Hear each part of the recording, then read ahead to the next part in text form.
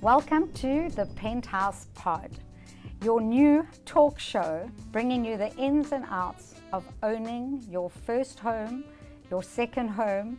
If you are an advanced seller, a beginner homeowner, we've got the ins and outs for you. And every episode is a new guest. I'm Yael Geffen, your host. I'm the CEO of Lou Geffen Sotheby's International Realty. And this episode is called All Roads Lead to Home. We have a very special guest in studio today. Her name is Nondumiso Qapai, and she is the Managing Executive of ABSA Home Loans. We are so excited to have her in studio. Nondumiso, welcome. Thank you, Yael. It's great being here. We are so excited because you are our first guest on our new podcast. And I was very selective at who I wanted to choose. And when I met you, I was like, she's my gal. So, how did a woman like you land up in this incredible position at ABSA? Oh, thank you, Yael. I actually think I'm incredibly blessed.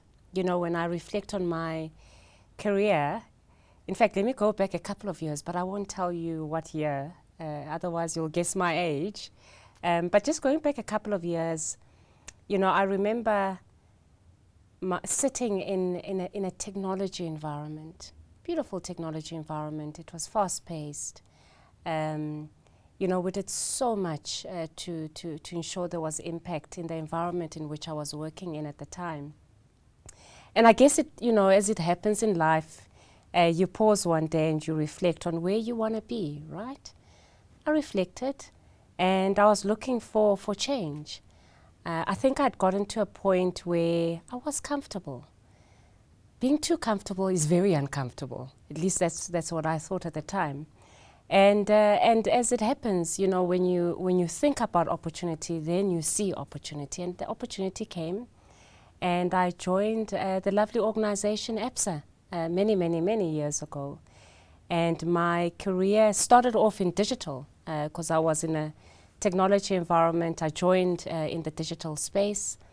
And there it happened in 2014. The opportunity came for the mortgage business. And I went into it. I guess I was very open to opportunities at the time.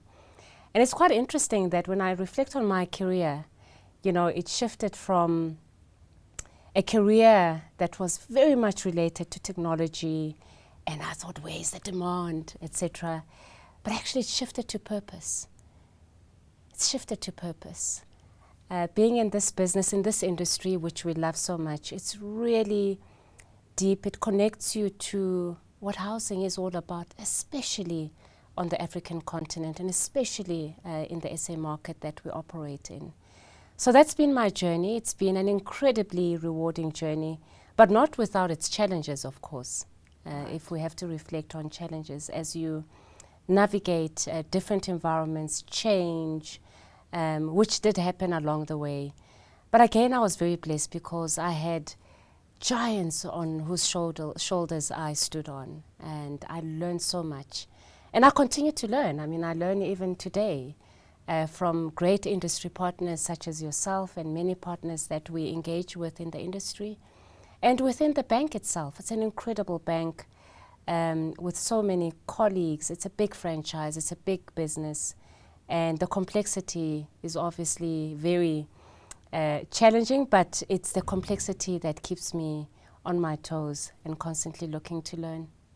What I love about your journey is it really resonates with me because I came from a marketing and advertising background and strategy, and then moved into a leadership role, and you came from a digital and techie background, and now you are the head of home loans, and it's just so wonderful to see the journey. And I know that you only started 5 years ago at ABSA. That's how young you look. Oh, I take that as a compliment. So I see we're both wearing red today. So I do think we look like that Christa Berg song, Ladies in Red. I just happened to, by chance, be wearing your brand colours. Oh, love it, love it, love it. But yeah, let's get stuck in with the ins and outs of owning your first home or owning a new home and the road, all roads that lead to home. We all make mistakes, no matter what our positions are, no matter what our industries. I'm sure you have made mistakes in your first home purchase or along the way or being a seller. I've made mistakes. Are you willing to share? Let me start off with I made it twice. Twice. In fact, I remember the very first time I was in my early 20s, and I was quite fortunate that at the time I had extra money. It was 5,000 rands. And I was driving down the Joburg Road, big Joburg Road, and there was a big sign, a new development, deposit 5,000 rands. And I thought, well, should I? And then I went for it. And I must say, at the time when I took that decision, all I could think about was the property.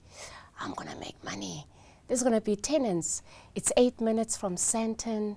It's easy access to the highway, etc. Let me tell you, Yael, I wasn't thinking about what it means to live in sectional title, that there would be levies to pay, those additional costs, and I didn't factor that into my monthly expenses. So when it did land, I found myself having to put in extra.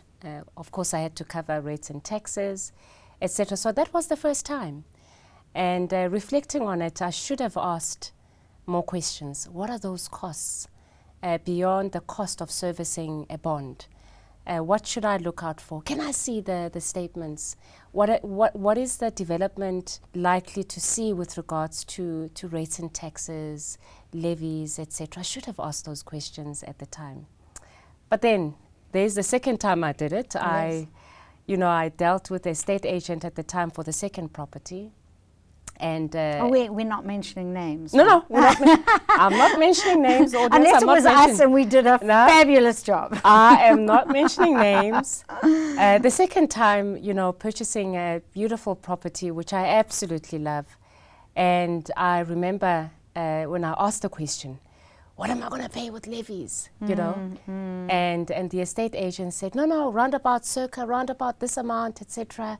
I thought, okay, comfortable. I think I've got it now. I'm ready for this.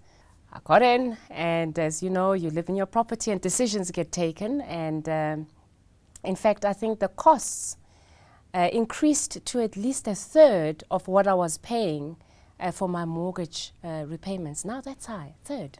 More than a third, actually. That is high. And when I reflect, look, I must say, because it's important that you look at the financial statements of the body corporate. A well-run body corporate, the money is used quite well. The complex is well managed, it's immaculate, etc. But those are the things that one needs to think about, to say, look, what if decisions are taken that now we need a special levy? Do I have enough?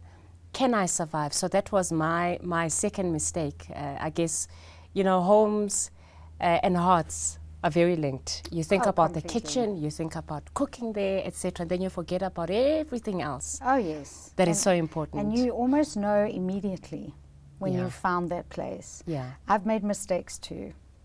In fact, the first house I ever bought was very interesting. I didn't make a mistake there. I was quite savvy there, but it's because I rented first. Okay. And then I knew all the kinks that were the problems with the home because I'd experienced living there. So that was excellent, because when it came to wanting to buy the home, I knew all the conditions of the home. So I was well versed to actually say, well, this and this and that, and I know about this, and because I'd lived in the home and I'd seen, what the landlord had to fix. Yeah. So that was a good experience. But what happens is, after any kind of life event, whether it's a divorce or a death or you have to leave immediately for some reason your home, I went through a breakup, and it was a breakup in my engagement, and I had a very limited amount of time to find a home, and I found a place that I fell in love with. But I didn't do my own due diligence, which I teach to people, and that's my role, because of the emotions that I was going through at the time. So instead of getting an inspector to look and see any faults, and I always say, get an inspector, get an engineer, check out everything.